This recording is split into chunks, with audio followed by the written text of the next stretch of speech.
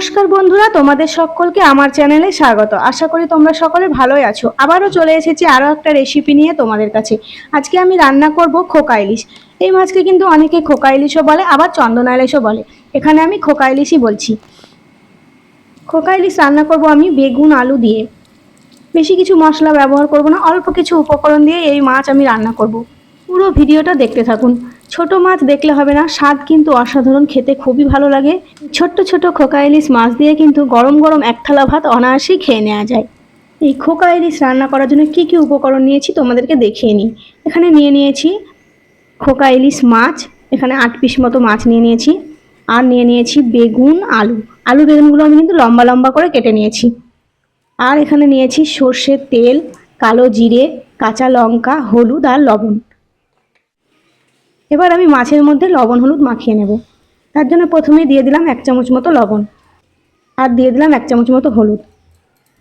মাছের মধ্যে লবণ হলুদ আমি এই পিঠ ওই পিঠ দুই পিঠই খুব ভালো করে মাখিয়ে নেব। এইভাবে হাত দিয়ে ডলে ডলে মাছের মধ্যে লবণ হলুদগুলো আমি মাখিয়ে নিচ্ছি। বেশ ভালো করে আমার মাছের মধ্যে লবণ হলুদ মাখানো হয়ে গেছে। গ্যাসের মধ্যে কড়াই বসিয়ে দিয়েছি। কড়াইয়ের মধ্যে দিয়ে দিলাম সর্ষের তেল। তেলটা খুব ভালো করে গরম করে নেব। তেল খুব ভালো মতো গরম হয়ে গেছে। এবার আমি মাছগুলো ভেজে নেব।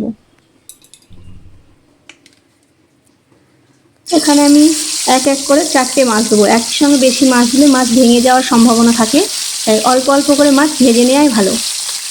এখানে আমি 4টে মাছ দিয়ে দিয়েছি, খুব ভালো করে তেলের মধ্যে দিয়ে দিলাম। এবার আমি মাছগুলো উল্টে দেবো। এক পিঠ আমার ভাজা হয়ে গেছে, আরও এক পিঠ আমি ভেজে নেব।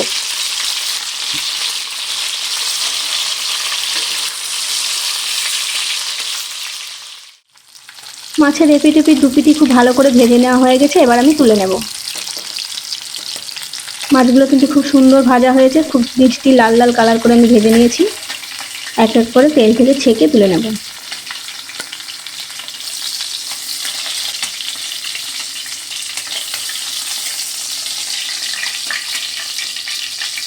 মাছগুলো আমার তুলে নেওয়া হয়ে গেছে। বাকি মাছগুলো আমি একই রকমভাবে ভেজে নেব। ইলিশ মাছ কিন্তু খুব বেশি কড়া করে ভাজার দরকার নেই, হালকা লাল করে একটু ভেজে নিলেই হবে। মাছগুলো আমার ভেজে নেওয়া হয়ে গেছে, এবার আমি তুলে নিচ্ছি। সমস্ত মাছগুলো আমার তুলে নেওয়া হয়ে গেছে। এবার আমি ওই তেলের মধ্যে বেগুনগুলো ভেজে নেব। বেগুনগুলো কিন্তু খুব ভালো করে তেলের মধ্যে নেড়ে চেড়ে আমি লাল লাল কালার করে ভেজে নেব। বেগুনগুলো আমার খুব সুন্দর লাল লাল কালার হয়ে গেছে, এবার আমি তুলে নেব।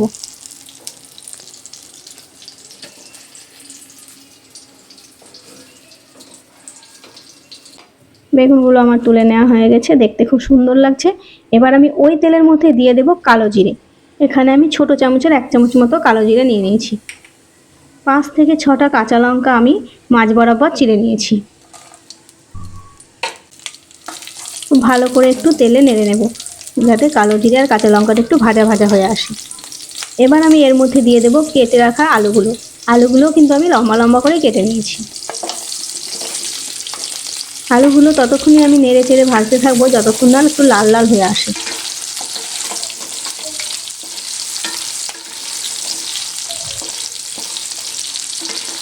বেশ কিছুক্ষণ ধরে আমি নেড়ে চেড়ে নিয়েছি। কালার খুব সুন্দর হয়ে গেছে, লাল লাল কালার হয়ে এসেছে, তোমরা দেখতেই পাচ্ছ। এবার আমি এর মধ্যে দিয়ে দেব পরিমাণ মতো লবণ আর হলুদ। এখানে আমি 1 চামচ মতো লবণ দিয়েছি, আর দিয়ে দেব 1 চামচ মতো হলুদ। এখানে কিন্তু মশলা বলতে আমি লবণ হলুদটাই ব্যবহার করছি, আর কোনো মশলা এখানে আমি দেব না। ভালো করে নেড়ে চেড়ে নেব যাতে হলুদের কোনো গন্ধ না থাকে। বেগুন আর আলু একসঙ্গে ভাজলে কিন্তু বেগুনটা গলে যাবে, যার জন্য আমি আগেই বেগুনটা ভেজে তুলে রেখেছি। এবার আমি আলুটা খুব ভালো করে নেড়ে চেড়ে ভেজে নিচ্ছি, কারণ আলুর মধ্যে হলুদ দিয়েছি, হলুদের যাতে গন্ধ না থাকে তার জন্য একটু সময় নিয়ে ভেজে নিই। আবারও আমি খুব ভালো করে নেড়ে দিলাম। খুব ভালো করে আমার নেড়ে নেওয়া হয়ে গেছে। এবার আমি এর মধ্যে দিয়ে দিলাম 1 গ্লাস মতো জল। খুব ভালো করে আবারও আমি নেড়ে নেব।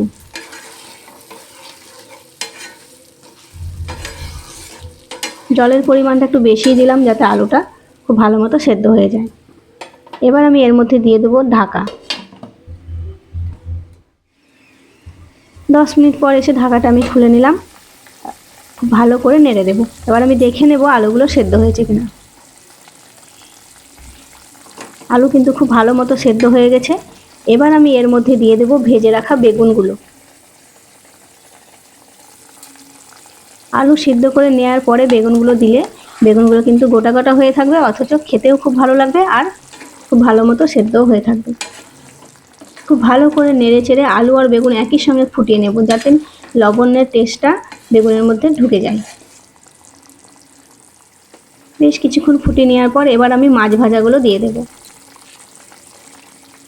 এক এক করে সমস্ত মাছগুলো আমি দিয়ে দিচ্ছি। এবার মাছটাও কিন্তু বেশ কিছুক্ষণ ঝোলের সঙ্গে আমি ফুটিয়ে নেব। ভালো করে নেড়ে চেড়ে মাছটা আমি ঝোলের মধ্যে ডুবিয়ে দেবো, যাতে মাছের মধ্যেও ঝোলের টেস্টটা খুব ভালো মতো ঢুকে যায়।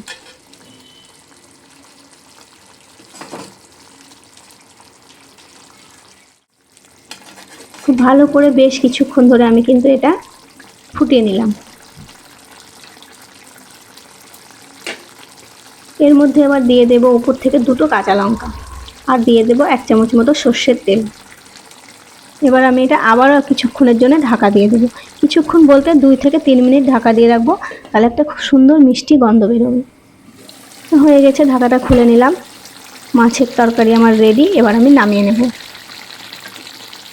তোমরা দেখতেই পাচ্ছ খুব সুন্দর দেখতে লাগছে আর খেতেও কিন্তু অসাধারণ টেস্ট। কোনো মশলা ছাড়াও লবণ, হলুদ আর কালো জিরে, কাঁচা লঙ্কা দিয়ে সুন্দর করে কিন্তু খোকা ইলিশ রান্না করা যায়। এইভাবে রান্না করলে খেতে কিন্তু খুবই ভালো লাগে। অবশ্যই তোমরা বাড়িতে একবার ট্রাই করে দেখবে। আর যদি আমার এই রেসিপি ভালো লাগে একটা কমেন্ট করে অবশ্যই বলবে। আমার এই আলু বেগুন দিয়ে খোকা ইলিশের রেসিপি তোমাদের ভালো লাগলে ভিডিওটিতে একটি লাইক, আর চ্যানেলটি সাবস্ক্রাইব করা না থাকলে চ্যানেলটিকে অবশ্যই সাবস্ক্রাইব করে পাশে থাকা বেল আইকনটি ক্লিক করে অল করে দেবে, যাতে আমার ভিডিও নোটিফিকেশন সবার আগে আপনাদের কাছে পৌঁছে যায়। এতক্ষণ আমার পাশে থাকার জন্য ধন্যবাদ।